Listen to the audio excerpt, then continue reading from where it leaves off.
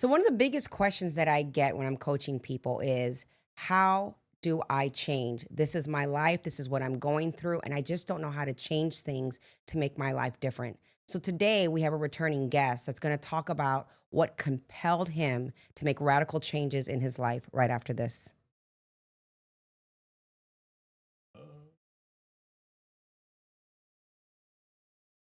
What is mindset? Our mindset is based on what we believe, and anything we believe in, we put into motion. I have spent my life putting the mindset of perseverance into motion, and now I am here today to share my journey along with others whose mindsets have changed the course of their lives. Hi, I'm mindset coach Lorraine Lindsey, and I believe that if you can change your mind, you have the power to change your life. So are you ready? Okay, novella. Welcome back to the Lorraine Lindsey podcast show. This is the Mindsetters, where we believe that if you can change your mind, you have the power to change your life. We are in a new season. It's been a while. Took a little break, but I'm excited to be back and be very intentional about what we're talking about on the show this season. So today we're jumping off by talking about change. I had a guest here last season, and he kind of closed us off with some powerful stories about his life and things that he was looking to do to change. And so, Dorian, I would like to welcome you back. Woo! I thought it would be, go ahead. Go It's ahead. amazing to be back. I always Yes. love coming to chat. Amazing studio, an amazing host. So Thank you. it's always great to be here too with you. And you've been doing a lot of things, right? You and I have been working together in coaching, and you've actually been helping me in my physical training, which I am feeling really good and very strong. But I wanted us to start back, and you and I kind of talked, and you're like, I want to come back on the show. And I'm like, you know what? It'll be perfect because we closed off with you. Let's jump started with you and talk about the power of changing, because you have an incredible story of things that you went through. Yeah. And we talked about it a little when you first came on the show. But what was interesting is certain things that you would think would compel a person to change didn't actually change you. There was a shift that you made at some point that you were like, enough. And so I really want to kind of tap into your story, but then really talk about it in terms for other people and what they need to change in life, because some of them are not going to be as radical as what you had to do to make the changes in your life. So tell us a little bit about your story and basically what happened, and then we'll go into how and why you changed. Yeah. So the main, it's crazy because it was literally 9 years ago, a week from today, where I was out with some friends. It was a friend's birthday party. His girlfriend had got a party bus. We all went out, and that's literally the last thing I remember. I woke up in the hospital, and I'm in the hospital bed. So I was confused. Like, wait, what? It was just like magic, falling asleep and then waking up in hospital bed. And come to find out, I had fell from a 4-story window. Now, initially, I kind of avoided finding out what had really truly happened. I think I was scared to know. And then as time went on, years went on, I started piecing together stories from people who were there. And so what happened is we were drunk on the party bus. Afterwards, we went up to the 4th floor where my friends lived. After party vibes, drinking, smoking, all these things. They had a 4-bedroom apartment. 3 of them lived there. The extra bedroom was where I would crash out when I would stay over. So I got drunk, passed out. They put me in the bedroom, and they were like fucking with me while I was asleep. So I wake up and I shut the door. Now the door is broke. So the only way to get in is to butter knife it. So once I shut the door, I essentially locked myself in there. Mm. Then they said at the middle of the night, they can hear me knocking on the door to get out. So they come in there, got their phones out, kind of like on a prank kind of vibe, open the door, and I'm nowhere to be found. And so it's a small bedroom. The camera goes around the room, and then you can just see the camera fall and hear footsteps. So what I pieced together is that I think I panicked when I woke up and couldn't get out of the room. So I got anxiety, and I probably thought I could climb down the window. Wow. Because it was in the corner of a building. So I'm thinking I thought I can corner it down. Obviously, I didn't. Security guard found me. My friend administered CPR, and that's essentially how that happened. And ambulance came, all those things. They put me in a coma, a medically induced coma. I was in that for about 3 to 4 days. And during that time period, they let my mom know, we're not sure if he's going to wake up. We're not sure if he's going to be in a vegetative state or if he'll remember you at all. So she was fearful for that. So for about 3 or 4 days, I was pretty much fighting for my life. And it's crazy because during that, I was obviously knocked out, but I had some vivid dreams. You know what I mean? Do you remember them? Some of them, yeah. Mm-hmm. One of them was so random. I was in prison, and my cellmate there's a rapper. He was a rapper. His name was Joe Budden, and we had some beef in prison. I don't know why. That was one of the dreams I had, but they were so vivid. It was crazy. So when I woke up, I'm like, what? You know, because I thought they were so Were real. you like, what? I'm supposed to be in jail right now. Yeah, kind of. And you know, so that's what happened. And you know what's real crazy? I haven't even told you this. I'm not gonna say I wasn't supposed to be there that night, Mm-hmm. but after working with you and you mentioned and brought up my sense of belonging, that tied into why I was there that night when I should know I shouldn't have been. So about a week before this get together, the same friends and stuff, we had gotten into a little situation. I was at their house. I had some friends of mine that were there also. They were women, and they were just hanging out. They ended up making food for everybody, all these things. Two of my friends who had lived there, their girlfriends kind of felt some way about the girls. So like the next day, one of my friends approached me and was like, you know, our girls aren't comfortable with you around here anymore. And I was like, whoa, what? You know, I was like literally shocked. Feelings hurt, 100%. And he was trying to talk to me about it. And I told him, like, you know, I don't even want to talk about it. I'm just going to get my things and leave. I don't want to say something I'm going to regret. I leave. Mind you, this event is like a few days or a week coming up. I didn't think I was going to go. I was over it. I was hurt. I was like, F them in my head. Like, you essentially told me, you know, get out. Okay, so let's pause right there. Yeah. So it's interesting because you're saying things and we're talking about change, and it's important because what I want us to do while we're doing this is to get other people who are listening to understand the steps, right? These compounding effects that lead us to things. Because one of the things that I know for sure with life is that when we do want to change, it doesn't normally happen in some radical one overnight situation. It's usually compounding over time that finally breaks us. And so while you're sharing your story, I want people to think about their own lives and those little things, those little sequences of things. So those are those little nuggets, right? Mm-hmm. So for you, one of the things you said was like, you know, I've been thinking and reflecting, and I'm realizing that there was this strong need or desire to feel like I belonged. So what was it about the situation with the girls and them kind of essentially rejecting you wanting to be around that connected you to this sense of belonging? Why were you so upset about it? Because I felt like, I felt rejected, or kind of like, you know, I didn't matter. Mm-hmm. When in a sense, I thought I was a good friend, you know, to these people, which to this day I still think I am. And I was kind of just, I don't know, blindsided, like, damn, I didn't even really do anything wrong, but yet they feel some way, and then you're telling me I gotta go. So what do you think it was, though, now looking back? Why were they uncomfortable with you or not wanting you to be around? Was it because you were drinking too much? You were acting obnoxious? No. What was it? I really don't know. Maybe it could be because I had the other women over there, Oh, okay. you know, and they're obviously in relationships. I'm not, but the girls were just friends, you know, but maybe just having other women there around their men. It could be that. And yeah, that's what I can think of. So what made you bring that up now then? How do you correlate that with the event and what happened? Because I've always wondered why I did it, why I still went over there. Mm. Because like I said, after that happened, I went home. I didn't expect to go. And I forgot who exactly reached out and was still kind of like confirming if I was coming. Like, are you still coming? And I'm like, I really thought in my head, like, no. But I was like, damn, I love to turn up. I love to have a good time. Isn't that crazy went how anyway. we have these little intuitions, these little knowings inside of us, and we don't listen to it? Mm-hmm. But ultimately, it led you somewhat to changing the course of your life. I mean, it didn't happen right away. And I want to talk about that because we're here talking about change. So here you are, just to recap it. You have an incident a week before where you know, people are like, we don't want you to be around. You're not really clear. But now here they are inviting you to this thing, and you have this knowing that says, no, I don't really want to go because of what happened, but yet you still go anyway. Mm-hmm. And that led you to almost losing your life. And all of that was related to your drinking, which you've shared openly that at one point in your life, you had a problem with alcohol. And you have been sober for how long now?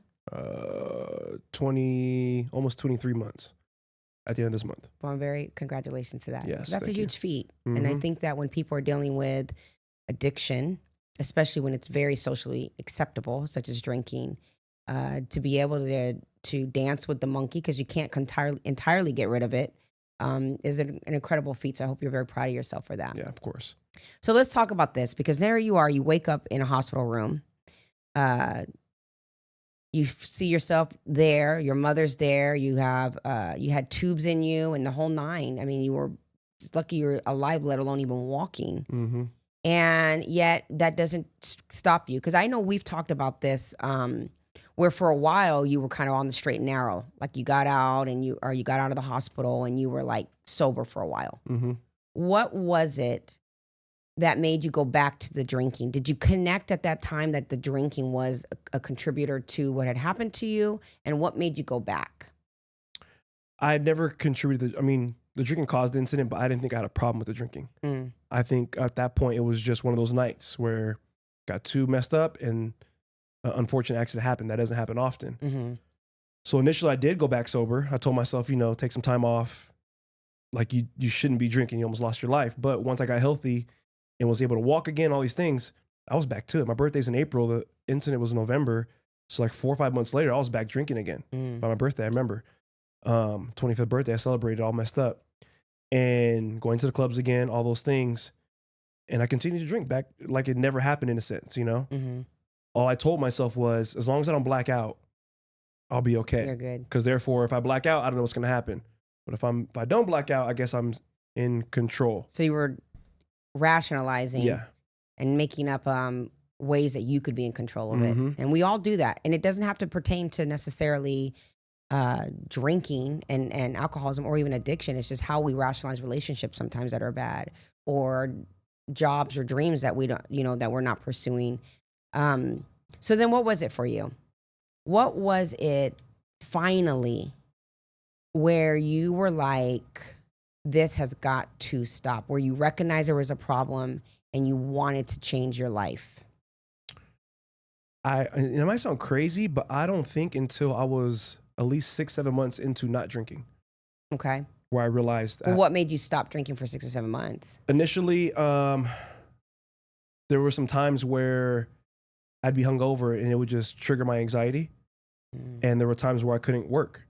And as a personal trainer, fitness coach, I like to call myself, you miss days and that person misses their session. It's like, that's how you lose your business. That's how you get a bad reputation.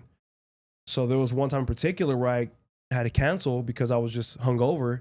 And even as I'm doing it, I'm like just mad at myself. Like, really? Like, you're doing something, you have a good career, all these things that you're doing, and alcohol is what's gonna come between that. And then I got a trainer. I got a fitness coach. He was my mentor, teaching me how to be a better trainer. And he was willing to train me. And I just took it serious. So I was like, you know what? Let me try to really do my part because he's investing in me. And so I did. For 8 weeks, we did it. Got results, all those things. And at that point, I was like, I'm 2 months in. Let me see how long I can go, And I was independent at this time now, too, as a trainer. So your quitting your drinking wasn't because something crazy happened, because you already had those things. I know, again, you've talked before, you even lost a friend to alcohol. Yeah. And you went to jail and the whole nine. I mean, you had a lot of shit that happened with you drinking. And none of that changed you except for this, let me see. And so, okay, now that makes sense when you say 6 to 7 months in, then what happened that you were like, I need to keep this going? Because some people are like, you know what, I could do 6 months or 7 months of a thing. Some people break up from toxic relationships and then 6, 7 months are like, I'm good. Yeah. I've done my work. I can go back and we're going to be different. What was it then? And that was like, this needs to be a permanent thing for my life. I just started noticing changes in my thought process. Like, and I say this to people all the time, you really don't know how much fog you have in your head until it's gone. So at that 7-month mark I remember it was like that summer, I just did my first charity event. That's part of it as well. And my mind was just so much different. Like the way I thought, the way I felt about myself. Even though it was a little challenging at first, how I mentioned before, like struggling with my identity at that point because it wasn't part of who I was. Yeah. So that's kind of why I put myself in solitude, because I was just so I don't know, it wasn't my true self. Or I didn't think I was my true self anymore, I'll say. So wait, you said you put yourself in solitude. You isolated yourself. What do you mean? I want to say I locked in on work. I went home and worked. That's it. I rarely saw my friends. Part of that was because I wanted to remove myself from any environment of drinking without feeling the itch or kind of like, one or two won't hurt, one day won't hurt. So I just took it upon myself to remove that and go all in on the fitness. So what was it though?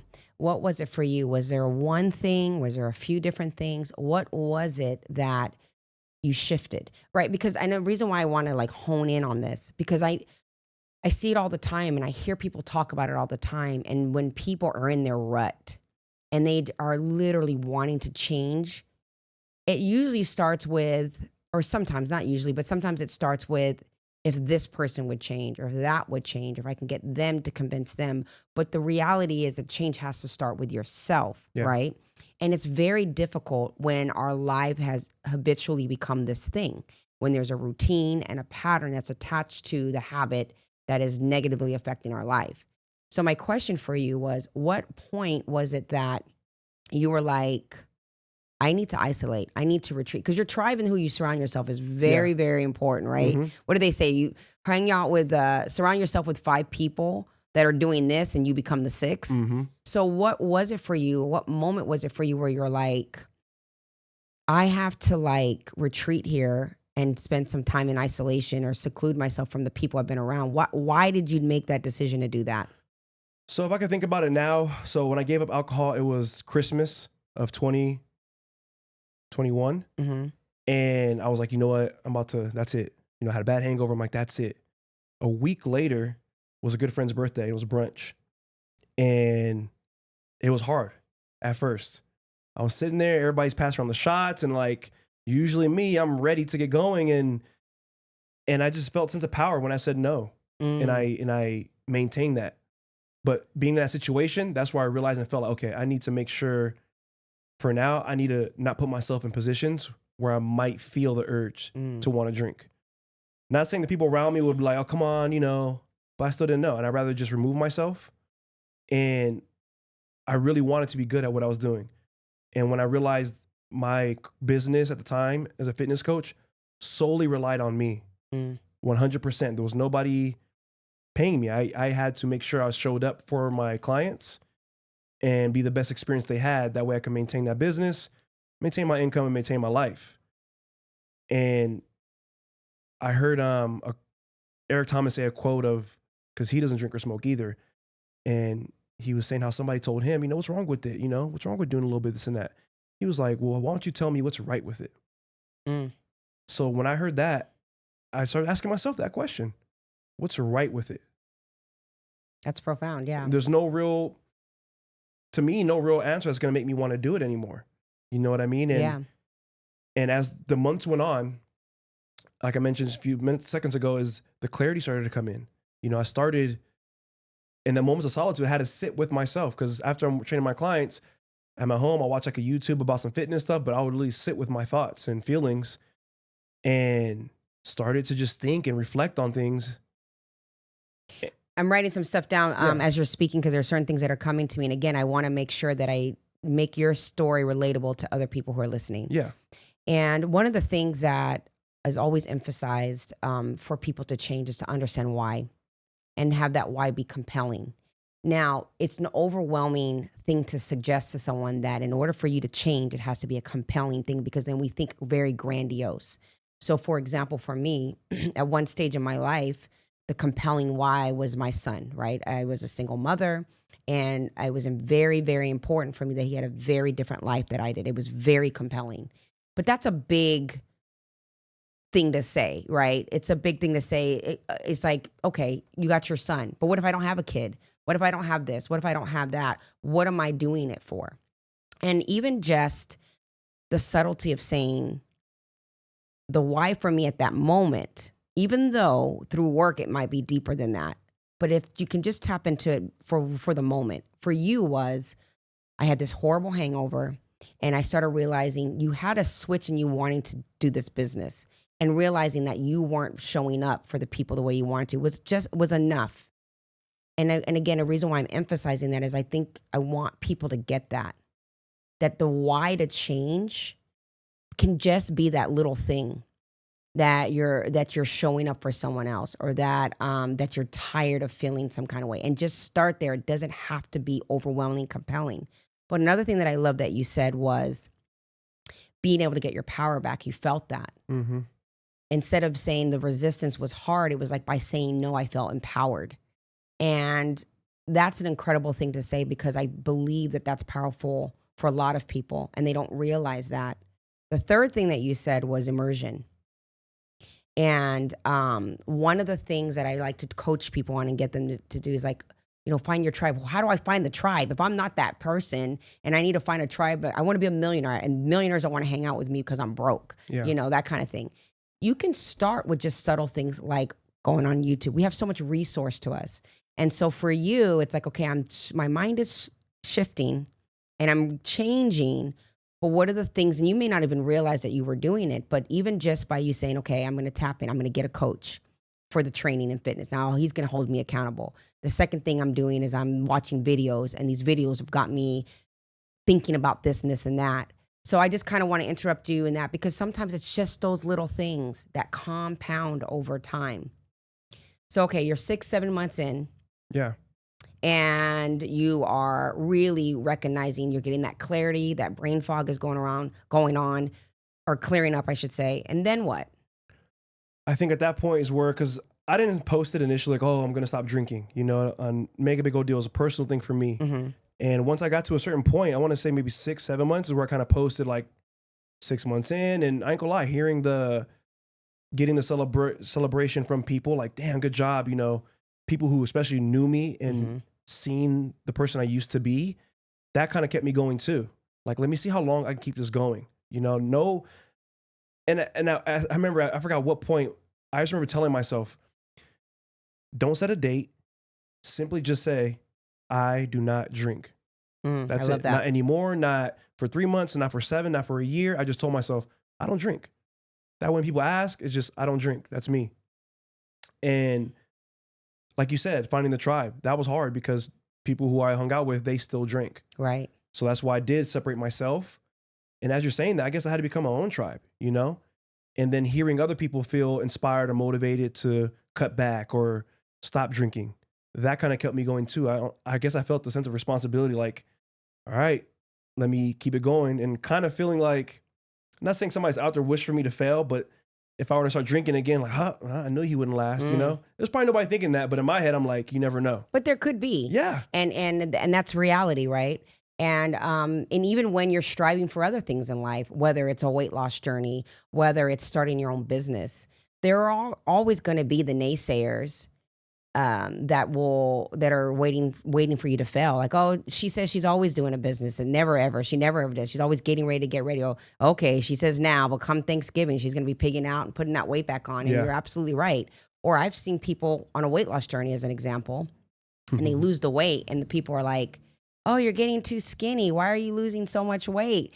And just those kind of things. And so your tribe is important, but also recognizing who was a part of your tribe before, because there's a fear factor in that, right? It's when you talk about the fear of rejection, and when you make a radical shift in your life, that I think for a lot of people, the fear is that the people that I actually enjoy, or at least I think I enjoyed, that I was doing all these things with, how are they going to receive me in this new light? And when you said that people were celebrating you, did that surprise you that the people that you were drinking with were proud of you? Or was that more of a stamp to say, oh, wow, I must have really had a problem? It wasn't a surprise. I don't think it was a stamp thinking I had a problem. Kind of, to be honest. It made me realize what I was using the alcohol for, It was... What were you using it for? I think to mask the trauma and mask the things I was avoiding to do. Because when I was sober all this time, I had my weekends, it wasn't filled with liquor and just, out with the friends. It was at home, laying there at home, watching as much fitness stuff and content to learn and sit with thoughts and start thinking about other things. So I think that's what it was. And my whole thing was alcohol. I'd never seen it in my family like that. Never seen my mom drink. Even to this day, I don't think I've ever seen her drink. Never seen maybe a beer here and there with my uncle or something, but nothing substantially to where I think somebody had a problem. So that's why I was always curious, like, damn, how did I become so addicted to it? Right. You know, I never saw it as a kid like that, but that was for whatever reason my drug of choice. So that started playing in my head, and yeah, I was just the longer I went, the more I felt I got to keep this going. Once I especially got to 7, 8 months, I'm like, you know what, I got to go for a year. And then I met somebody. I met somebody through a mutual friend. She lived in LA. She was a life coach. We chatted for a little bit, went like 1 or 2 dates, you know, ended up just being friends. But she at that point was sober also. She had given it up, I think 2 years at that time, and was still out partying with her friends and everything. Was a designated driver, very supportive of her friends drinking and being the one to make sure they got home safe.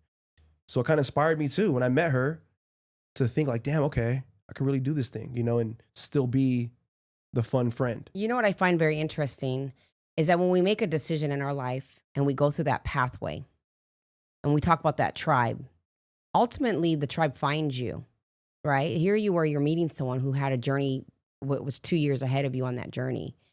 And that's the thing that I feel like, again, that I want people to understand is that, and when you're changing, sometimes it will make you feel like you're alone.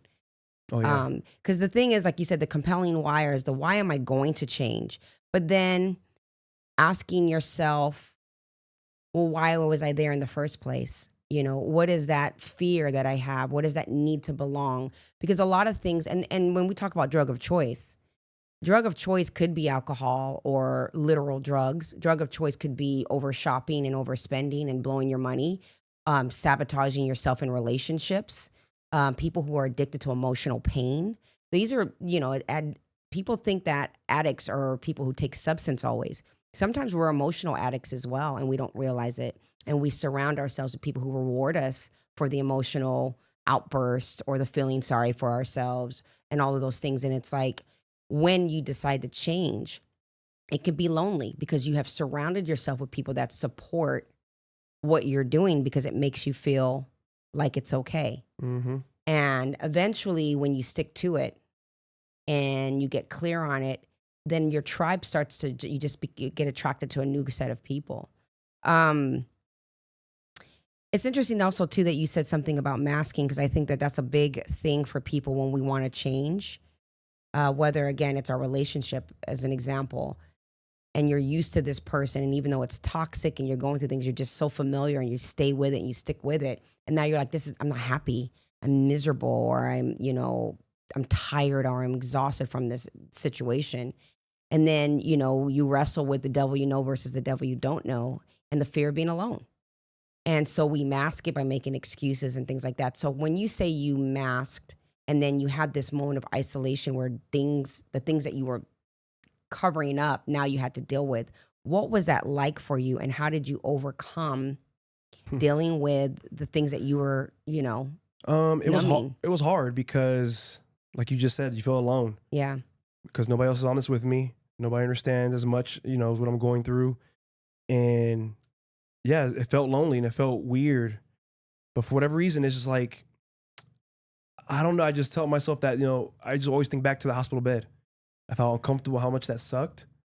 And it was like, it can't be no worse than that. Mm. And all those led up to me eventually, opening up and reaching out to my dad at one point randomly, after 20 years of not seeing him or talking to him. I want to say something back to what you just said about the masking. It came to mind. One thing I realized when I stopped drinking that I did, or I liked drinking, that was the only time I would cry. Oh.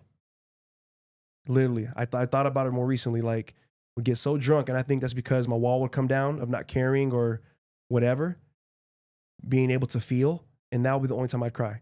Mm. Me and my friend would get lit, drunk, would cry about some, old friend that passed away. I'm not gonna say who he is, but he would cry and apologize to me because during that time of my accident, we weren't super close at that time. Mm-hmm. We were like friends, but not close how we are now. He would get drunk and apologize and like, man, I wish I was there. I feel so bad. And I'm like, bro, it's okay. Like, we're here now. We're very close friends now. But I was thinking about this more recently. Like, then that was the only time I was susceptible to cry. It was almost like I got drunk to cry. And where are you at with that now? Crying? Yeah, just feeling. I couldn't go to bed last night thinking about this conversation because I was thinking like, damn, I can't tell you the last time I cried really. Were you- maybe when I wrote that letter, when you told me to write that letter, maybe then. But even then, it's just like, it's not that I'm trying to not cry, like be tough, like, oh my God, for whatever reason, when that feeling comes or whatever, my body's just like, mm-mm. You know, and I still, I feel a sadness or what touch or moved, the sense like I need to cry, but it just won't, it won't happen. And you know what? I mean, I feel like when it needs to come, it'll come. I think we put too much emphasis on things so much in our lives that, you know, if I'm emotional, I must do this. If I'm whatever, we just attach things with so much, you know. And if you feel in that moment comes for you that you need to cry, it'll come. But you're just in a different space that maybe the sadness is not as powerful anymore. Maybe you don't have a reason to cry. Maybe you can look at your life and your stories from a different perspective, that it doesn't trigger sadness. It's just like, oh, okay, wow, I've come far. Do you know what I'm saying? Yeah. Maybe when you cry next, it'll be tears of joy. Yeah. Do you know what I mean? Mm-hmm. But it's interesting that you say that, because it was like you, ironically, numbing yourself, but really wanting to feel. Mm-hmm.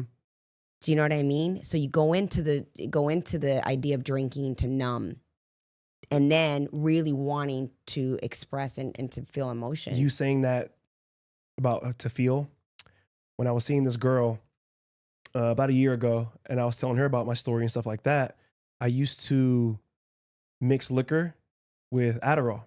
Oh my goodness. Girl, you got a party. So, you know, Adderall's an upper and liquor's a downer, and I wouldn't want to pass out, so I'll take the Adderall to keep me going. But it got to a point where I was doing it so often that it would give me anxiety. Like I would feel like my heart be pounding, but I wouldn't stop. It's almost like I liked the feeling. So I'm telling her the story, and she was like, that's not good. I was like, why? I got scared. Like, what do you mean? What'd you hear? And she was like, that means you're trying to feel. You're doing what you can to try to feel something. So I was chasing that anxiety feeling so I could feel an emotion. Yeah, and we've talked about this with you. I don't know true this, but I was like, what? It shocked me. No, but it's true for the coaching and the things that you and I have talked about. And you just, you know, you didn't have a voice when you were younger. And we've talked about what your journey was and what you went through as a child. And you learned to mask and to numb on your own. And when you're a child and you can't express who you were and how you felt, then you take that into your, you know, our little kids are running amok in our lives. They're the ones who are controlling us all the time. And I don't want to always talk deep and go into pathology, but it's powerful and it means something. And we don't always have to, it's a good way to reflect and say, oh, this is why this is. But at the same time too, don't make yourself or create this flaw because of it. Do you know what I'm saying? One of the things you talked about was identity. You said it earlier on. And I want to kind of tap into that a little bit, because it's a big part of why it's hard to change. Yeah. And when people, again, when I talk to people, even for myself, having to make certain changes in my life, and really, and even just something as simple as procrastination, right? It was crippling me when I would have these projects and these ideas or these business ideas. You know, I'm a very creative person, and how I would kind of sabotage or overly distract myself and never finishing things that I wanted to do, but I would always show up for somebody else. And understand and really tapping in and saying, Lorraine, how do you change this? And it was, well, how do you identify yourself as, and why are you attached to this pattern and this behavior? So with you, for example, you know, you had an identity to be the party guy, the life of the party. You know, he's going to turn up. You know, like you said, I would drink and do Adderall. I was like, you know, you got to know how to party. That was your thing. That was your identity. With that identity came certain people that called you. Certain people expected you to be a certain kind of way. And there was a certain reward for that, right? You got that false sense of belonging. It was a belonging. That was your tribe. How did you, or are you still struggling with it, with the identity of who you are today? No. Versus that person? No, not at all. I think I've understood that before the liquor and all that, I was who I was supposed to be. And I think I'm even better now because I feel my true authentic self. I'm very so much still funny, as you know. I'm still, look, just that like was that. A little delayed response there. You know, and I've still got the charisma, and I'm still outgoing, all these things. I'm still good with people. And I'm just better now because I'm more clear. So it's just, yeah, I think I'm just better. Same, but even better. I feel like I am who I am. And I believe it. And can I say this? What's up? You always have been who you are. Yeah. It was just different parts of you, right? And I think that that is something that is important for us to understand, because then we flaw ourselves and then we start to self-deprecate and say we were terrible people. In that season in your life, your identity was this. We're all consumed with identity. I mean, really, we're nothing in the great scheme of things, and we're everything at the same time, right? But our identity, this identity construct that we have to say, I'm Lorraine, and this is what I do.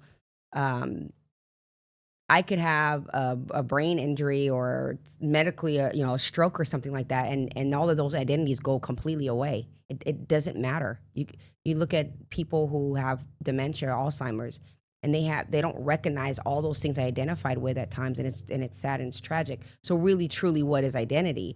So at that time when you were drinking, that Dorian had his own identity. In order for you to change, you're still who you are at the essence of who you are. But what identifying characteristic did you need to attach yourself to in order for you to have a different walk in life? And I think that that's like the most powerful thing. Like, for example, and I'm going to go back to people with weight loss, like, because you do fitness and stuff like that. And I've been on that journey on and off again.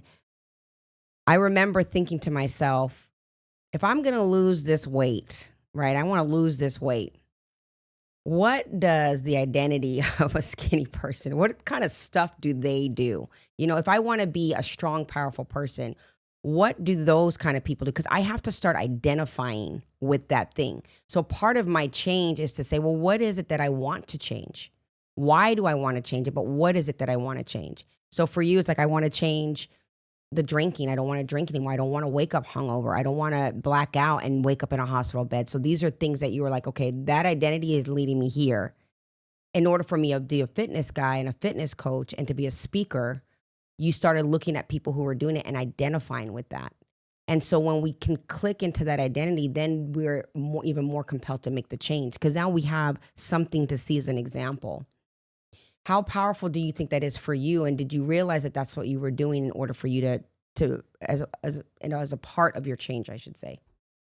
I don't know if I was necessarily doing it on purpose, but I think I did do that. Like I said, I would just watch specific people speak or certain podcasts and things like that of where I wanted to be and who I wanted to, I guess, emulate. At the time, like I said, I was just getting into being my own boss as a fitness coach. And I wanted to be the best at it, the best I could be. So I cared about was learning how to talk to people better, learning how to, put programs together, workout plans together, promote myself better, all these things. And I don't want to say fake it till you make it, but like acting as though you're already that, acting as the man I want to become. And eventually the man that you're being. I was about to say, here it is. Yeah. Yeah. Because you like to use that word become. Language is so I'm important. speaking I'm past tense, always okay. You're speaking past from a tense. year All right, ago. correct it then. A year and a half because I'm ago. still your coach, yo. Yeah. No, but I want to say this real quick before we close up. First of all, I think it's really incredible. What I love is that this new journey, this new identity is taking you down a pathway to be a speaker. And you speak very candidly about your journey and your story without shame or anything to, well, I guess shame would be the best word. But one of the things that I think is so incredibly powerful is that when you shift and change, that you have a transparency and an openness to tell that story, because that also empowers you. I think when we are trying to make radical shifts in our lives or changes and we still feel a little embarrassed or a little shame, or we don't want people to know, or we know within ourselves that we're going to fall back, like you said, for 6-7 months, you wasn't going to tell anybody you were sober, because maybe somewhere in the back of your mind, you're thinking, because I might actually go have a drink tomorrow. Do you know what I mean? And so it's about getting clear and being able to share it so you can have those people that are accountable. Like when I want to do something, sometimes I put it out there because I know people are watching it and it'll hold me a little bit more accountable. But I want you to talk a little bit about your speaking. and how that has really empowered you to stay the course. Because putting yourself out there as a speaker and sharing your story, including your journey of sobriety, that puts you in a whole nother limelight of never going back. As you're saying that, it's crazy because initially, up until I became sober, I was ashamed and not too proud to share my story. Because at first it's cool, like, oh my God, you fell from a 4-story window, you're alive. I call myself an X-Men. Like, people see me and they're shocked. Like, you're a train. Like, how are you 4 stories, And I wasn't necessarily proud of sharing every detail because I was still drinking. I felt like, why would you, in my head, I'm like, why would you keep drinking after that's almost killed you? You know what I mean? Regardless why I kept doing it, I just kept doing it. So I never fully told the whole story sometimes. But then once I became sober, it was like something I could look back on. Like, that's who I used to be. Now I'm sober. So it's more of a proud moment. Like, yeah, I fell out a 4-story window because I drank too much. I did all these things. But now here I am, a whole new person, but better, sober. And when it comes to the speaking, I just feel like there's people out there who need to hear this. Yeah. Because I'm still my true self, always. I'm still ratchet at times. I'm motivational. I'm inspirational. I have no shame in what I used to do or who I used to be. And I just accept myself for who I am now. And I want to help people feel the same way about themselves. That's why I love David Goggins, because he's big on that, of owning up who you used to be, right. Even who you are now. It's not forever. If you want to change, that can start right here in this moment. And you can look back like, damn, I used to sit on my ass and not do nothing. Right. Well, what you said was really interesting. You said, I'm still this, I'm still this, I'm still that. At the essence of who we are, we always get to be that. How we choose to demonstrate it is totally different, and it gives us different outcomes in our lives. But to be okay to tap in and say, I'm a giver, but I'm choosing to change who I give to, right? Because the thing sometimes when we want to change, we think that we have to take away our gifts in order to change because we've been burnt or we've been exhausted or whatever, right? And I see it a lot with people pleasers, as we say, where they're like, I just do this and do this for this person, and I'm never going to do anything for anybody else. Well, that's your gift. You're a giver. You just have to surround yourself with people who will appreciate the gift that you're giving and not take advantage of you. Another thing that you said, which was interesting, is like you said, when I was drinking, and I'm like, or you're telling the story, and you're like, well, why am I not stopping? Why won't I stop drinking? This almost killed me. Well, you almost being killed isn't the reason why you drank. So that wasn't going to be the reason why I stopped. So when people are judging people's rock bottom, and they're like, God, isn't that a rock bottom for them? Haven't they hit their lowest of lows? You have to look at life when we're looking to change is, I can't always just treat the symptom, right? I have to get an antidote in order to cure the problem. Ooh. So the falling out of the window wasn't the problem. The problem was your anxiety, your feeling of not being enough, your not belonging, you not having your voice. There was a problem that wasn't being addressed. And I think, again, when we're looking to change our lives, it's like, what is the problem? Because I need the antidote for that. These are the results of the problem. These are the things I'm choosing to do, but it's not how we fix it. Yeah, I think that's it. So, Mr. Dorian, you are going to be on the panel, a guest speaker at this upcoming event that I'm doing at the end of the year. Mm-hmm. It's a vision board party, or a workshop, I should say, but it's not just any vision board workshop. It's about really tapping in and giving people a blueprint. Because at the end of the year, everybody makes these resolutions, and by 2-3 months into the year, they're back to what they're doing. And so what I really want to do, and I'm so grateful that you're going to be coming to this workshop and speaking, is really get people to see where their eternal flame has been extinguished, what it is that's making them make the choices and the patterns and the habits that they have in their life, and creating a vision board that's an actual blueprint to their life. So I cannot wait for you to come and talk about health and fitness and the mindset to that, and the resilience of a person, because you certainly are a very resilient person. And of course, you get to bless everybody with your speaking ability, because you're quite the speaker. What? Why are you laughing? It's true. Let me close out, or I'm going to close it out. Sorry. Close it out, D. I'm also going to make sure that, if you're looking at this, watching this, hopefully you are, that you need to get yourself a life coach. I want to give you your flowers. Thank you so much. Aw. Because as much work as I did on myself, I can only got myself so far. And for whatever reason, the universe brought us together. When I came on your show that first time, we started working with each other, and it's taken me to a place I never thought I would be, having a different sense of confidence, belief in myself, feeling like I can take the world over, you know, and you've been very supportive. And there's times where you annoy me because you're always devil's advocate, but it's what's needed. You know, I don't need somebody to be a friend and tell me I'm doing the right thing when they know I'm not. So that's one thing I do appreciate you. And anybody who knows and talks to me, they know I got a life coach. I'm one of those people, what's your favorite color?